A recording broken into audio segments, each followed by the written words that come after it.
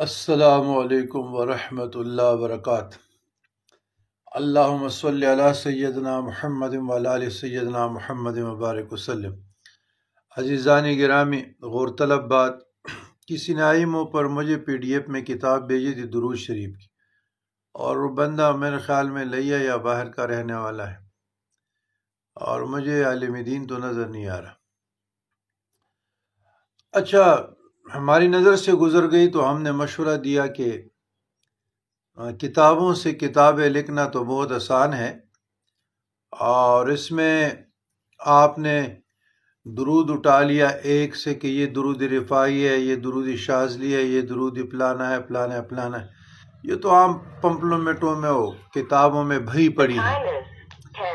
لیکن ساتھ یہ ہونا چاہیے تھا کہ جو درود رفاعی آپ کوٹ کر رہے ہیں تو اس کا عربی متن اور عربی متن کا مستند حوالہ، کہ یہ جو درود رفاعی ہے یہ کس کتب میں ذکر ہوا ہے، اس کا ریفرنس کوئی نہیں۔ تو میں نے کہا کتاب شائع ہونے سے پہلے علماء سے مشورہ کریں۔ اچھا، الٹا انہوں نے مجھے رات جب میں نے دیکھا تو کہا کہ جی آپ اپنی خانقاہ تک رہے، اور یہ ہے وہ ہے۔ اچھا، اتنی خلافت اس بندے نے جمع کی ہے کہ شہرت کے لیے، ریا و نمود و نمائش کے لیے بھوکے رہتے ہیں کہ پٹاپٹ جی کتابوں کو شائع کریں، عمل کوئی نہیں ہے۔ اگر آپ لوگوں کا درود شریف سے عقیدت ہے اور آپ اپنے عقیدت کو غلط استعمال کر رہے ہیں، بے جائے استعمال کر رہے ہیں، اور آپ کو کوئی مشورہ دے رہا ہے تو اس کو ماننا چاہیے۔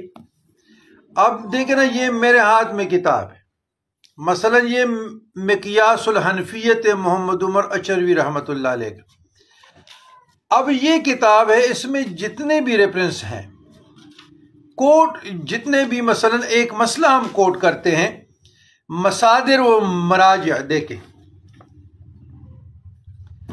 آپ نے درود کوٹ کیا مثلا کہ یہ درود ہے امام ابو الحسن شاذلی کا، تو میں کیسے مانوں کہ یہ ابو الحسن شاذلی کا درود ہے؟ وہ عربی متن کے ساتھ ترجمہ، اور ترجمے کے ساتھ تھوڑی سی تشریح مفہوم، ریفرنس تو دے دیں، چلو بقائے سرا ٹھیک ہے، ریفرنس تو دے دیں نا جی۔ تو بات یہ ہے کہ جو محققین ہے وہ آپ کی یہ بات نہیں مانے گا کہ یہ درود شاذلی ہے، وہ بھائی اس کے ساتھ ریفرنس ہونا چاہیے۔ درود رفاعی ہے، ریفرنس کس کتاب میں آئی ہے؟ اس کی کسی مرید نے ذکر کیا ہوگا، جس طرح درود تاج ہے۔ درود تاج پہ شاہ رضا محدث بریلوی رحمۃ اللہ علیہ نے المن والعلا بہت کچھ لکھا گیا ہے، لیکن اس کا ایک مصنف تو ہے نا، اس کا ایک مصنف ہے۔ بہت لوگوں نے اس کو ابو الحسن شاذلی رحمۃ اللہ علیہ سے جوڑا ہے، حالانکہ یہ درست بات نہیں ہے، اور ہم نے اپنے تحریروں میں بھی اور بیانات میں بھی کہا کہ یہ فلانے صاحب سے منسوب ہے۔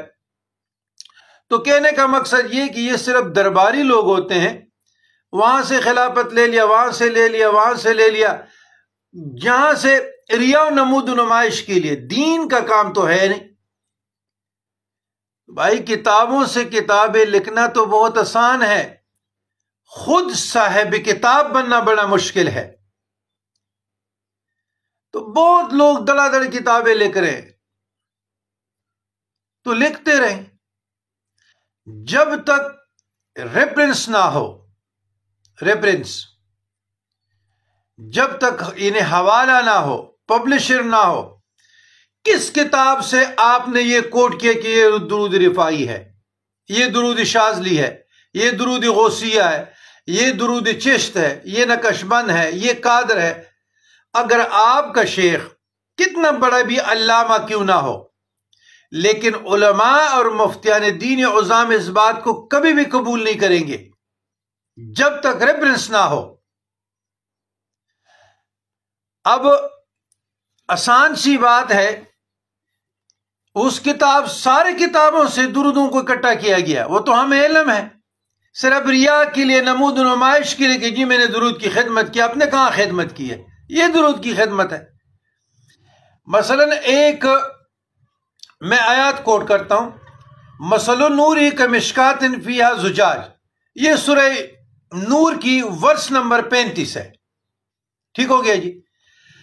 اچھا، اس پر تفسیر ابن جریر جلد 19 صفحہ 179 کا انہوں نے حدیث لایا ہے، اللہ نور السماوات کعب بن اخبار کا. پھر اس پر تفسیر معالم التنزیل جلد 6 صفحہ 45 کا ریفرنس آیا ہے. تو بات یہ ہے اسی طریقے سے کہ آپ نے ریفرنس حوالہ دینا ہے، اور جس دعا کو آپ کوٹ کریں گے، جس درود کو کوٹ کریں گے، تو اس کا باقاعدہ آپ ریفرنس دیں گے کہ آپ نے کہاں سے لیا ہے. تو بات یہ ہے کہ یہ جو نام نہاد صوفی ہے، یہ جو نام نہاد صوفی ہے، یہ جو شہرت کے، ریا کے بھوکے لوگ ہیں، انہی لوگوں نے تصوف کو نقصان پہنچایا ہے. پرانے زمانے میں مجاہدات ہوتے تھے، ریاضات ہوتے تھے، شب روز میں صوفی مگن رہتا تھا.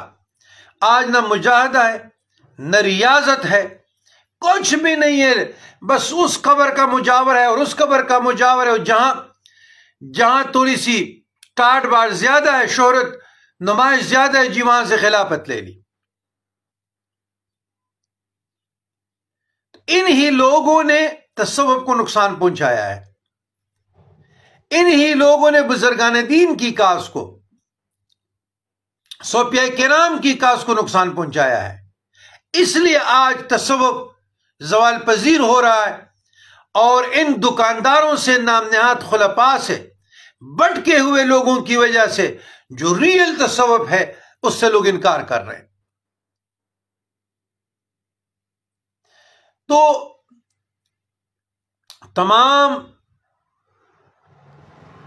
لوگوں کو یہ میں مشورہ دیتا ہوں، بے شک ایک تحریر لکھیں، مضمون لکھیں، پرچہ لکھیں، لیکن اس پر ریفرنس لکھیں، حدیث نمبر کوٹ کریں، عربی متن، ترجمہ، پھر اس پر یہ لکھیں کہ یہ پلانی کتب سے، پلانے پبلشر سے، پلانے مصنف سے یہ حوالہ میں دے رہا ہوں.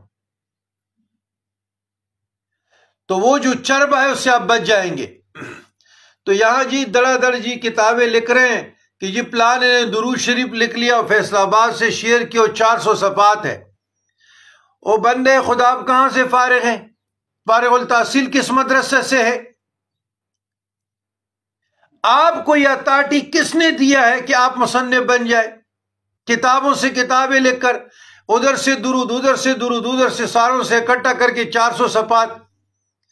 بہتر بات یہ کہ کوئی ایک ہی درود روز و شب پڑھے، وہ پمپلیٹ پہ لے کے لوگوں کو تقسیم کرے، صدقہ جاریہ، بقائے یہ پیسے غرباء پہ اور یتام و مساکین پہ خرچ کرے، شہرت پہ نہیں، ریا پہ نہیں. آخرت میں یہ آپ کے کام نہیں آئے گا، اس کا کوئی فائدہ نہیں ہے، کیونکہ تسلیم و تالیف آپ کا کام نہیں ہے، کتابیں لکھنا آپ کا کام نہیں ہے. یہ علماء کا کام ہے، مفتیان کا کام ہے، محققین کا کام ہے، ریسرچ اسکالر کا کام ہے. عام لوگ بھی ادھر ABC آ جائیں اور 400 صفحات لکھیں. ایسے بہت سے لوگ بھی ہیں. یقین کریں کہ اس معاشرے پہ کیا ہے، جس کا جی جو چاہے لکھے اور کتاب شائع کرے، اسی سے خرابہ بنا ہے، اور یہ خرابہ چلتا رہے گا. ایسے لوگوں سے گریز کرے. ایسے یہ نہ صوفی ہے، نہ درویش ہیں، نہ فقیر ہیں. یہ ریاکار، نمود و نمائش. خلافت صرف اس کے لیے لیا ہے، درود کی رنگ میں رنگین ہونا، اور درود اللہ کے لیے پڑھنا، اور صاحب درود کی سنتوں پر عمل پیرا ہونے کا نام صوفی ہے۔ تو یہ کچھ کلمات تھے، میں نے کہا آپ لوگوں سے بھی شیئر ہو جائے اور ریکارڈ پہ آ جائے۔ تو اللہم ربنا آتنا فی الدنیا حسنۃ وفی الآخرۃ حسنۃ وقنا عذاب النار۔